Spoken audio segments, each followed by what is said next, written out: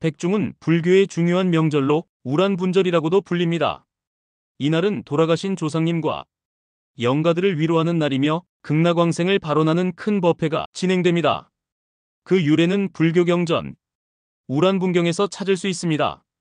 부처님의 제자 가운데 신통제일로 알려진 목련존자가 있었습니다. 목련은 돌아가신 어머니의 상태를 보게 되었는데 큰 충격을 받았습니다. 어머니가 아귀도에서 굶주림과 고통을 겪고 있었던 것입니다. 목련은 지극한 정성으로 음식을 공양했지만 불길에 타버려 어머니의 입에 닿지 못했습니다. 슬픔에 잠긴 목련은 부처님께 달려가 눈물로 하소연했습니다. 세존이시여, 제 어머니가 지옥에서 고통을 받고 계십니다.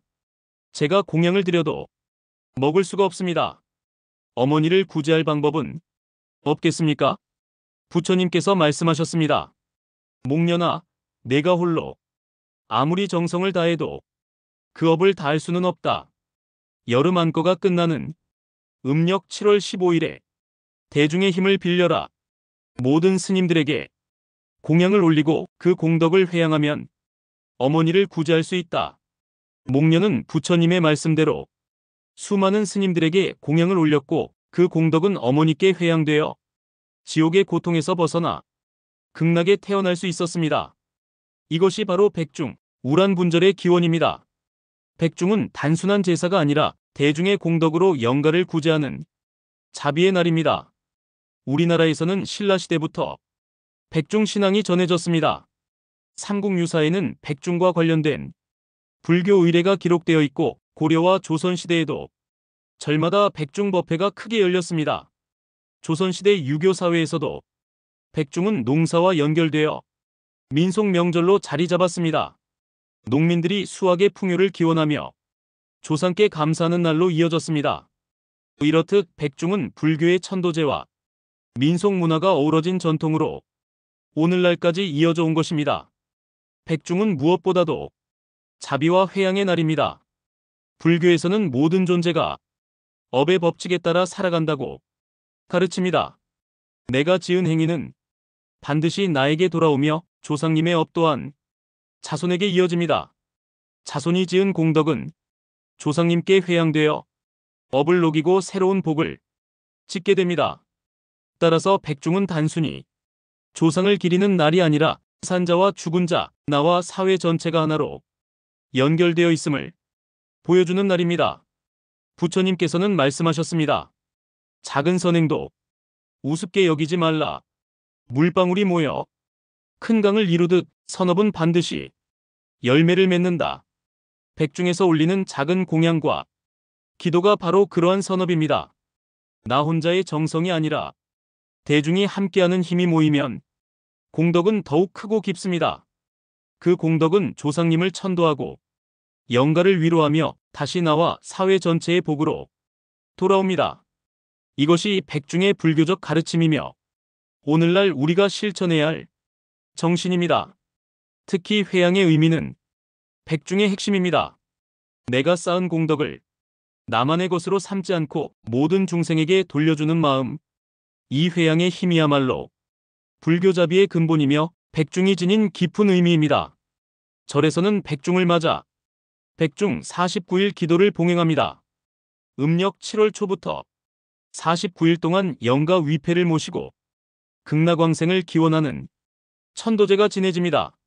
스님들은 지장경과 금강경, 아미타경 등을 독송하며 영가의 업장이 소멸되기를 발언합니다. 불자들은 합장하여 동참하고 기도와 보시를 실천합니다. 백중 의식에서 중요한 것은 바로 공양입니다.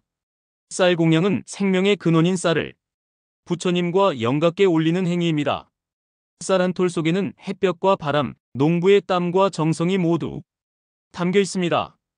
그 쌀을 올리는 것은 단순한 음식이 아니라 생명과 정성을 바치는 위대한 실천입니다. 초공양은 어둠을 밝히고 지혜를 드러내는 상징입니다. 작은 촛불 하나가 방을 밝히듯 작은 정성이 큰 지혜로 이어집니다. 향공양은 향기를 통해 번뇌를 태우고 자비와 지혜를 퍼뜨리는 의미가 있습니다. 꽃공양은 덧없음을 알리고 무상 속에서도 아름다움을 실천하라는 가르침을 담습니다. 등공양은 지혜의 등불을 밝히는 의식으로 하나의 등이 천등을 밝히듯 나의 작은 깨달음이 세상을 비출 수 있음을 상징합니다. 이 5가지 공양은 백중 의식에서 빠지지 않는 핵심 요소입니다. 또한 백중에는 수륙제나 영산제 같은 대규모 의식도 함께 열리기도 합니다. 이는 조상님뿐만 아니라 물과 육지에서 헤매는 모든 외로운 영가들을 위로하고 구제하는 법회입니다. 따라서 백중은 한 집안의 기도가 아니라 모든 중생을 향한 자비의 실천이라 할 수 있습니다. 오늘날 백중은 절에서만 행해지는 의식이 아닙니다. 많은 불자들이 가정에서도 작은 촛불을 켜고 조상님께 마음을 전하며 기도합니다. 백중 기간의 불자들은 자비행을 실천하며 이웃과 나눔을 이어갑니다. 절에서는 백중 법회를 통해 쌀을 모아 어려운 이웃에게 나누기도 하고 장학금을 마련하기도 합니다. 이처럼 백중은 단순한 전통 의식이 아니라 사회적 나눔과 실천으로 확장됩니다. 현대 사회가 개인주의와 경쟁으로 치닫고 있지만 백중은 우리에게 다시 공동체의 가치를 일깨워줍니다. 작은 공양 하나, 작은 봉사 하나가 사회 전체를 밝히는 등불이 됩니다. 또한 백중은 환경과 생명 존중의 의미로도 새롭게 해석됩니다. 쌀 한 톨 속에 자연의 에너지와 수많은 사람들의 노고가 담겨 있음을 깨닫고 생명 존중과 감사의 마음을 배우는 날이기도 합니다. 오늘날 백중은 단순한 의례가 아닌 삶 속에서 자비와 나눔을 실천하는 가르침입니다. 백중은 조상님과 영가를 위한 날이지만 동시에 나 자신을 돌아보는 날입니다. 내가 지은 업은 결국 나에게 돌아오고 내가 베푼 자비는 반드시 복이 되어 쌓입니다. 백중은 이 순환의 법칙을 다시금 일깨워줍니다. 오늘 우리가 올린 쌀 한 톨, 향 한 자루, 촛불 하나는 단순한 물질이 아닙니다. 그것은 마음의 발원이며 세세생생 이어질 복덕의 씨앗입니다. 형편이 어렵더라도 정성을 다하면 그 공덕은 반드시 나와 가정, 사회에 돌아옵니다. 부처님께서는 말씀하셨습니다.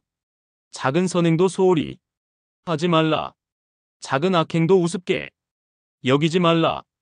모든 것은 인연 따라 일어나고 인연 따라 사라진다. 오늘 우리가 올린 작은 공양이 곧 내일의 복덕이 되고 내 삶과 사회를 밝히는 등불이 됩니다. 백중은 단순한 명절이 아니라 나눔과 자비, 감사와 회양의 실천을 일깨우는 거룩한 날입니다. 오늘 함께한 백중의 의미가 마음의 울림이 되셨다면 구독과 좋아요 알림 설정을 부탁드립니다. 작은 클릭 하나가 더 많은 이들에게 부처님의 가르침을 전하는 큰 힘이 됩니다.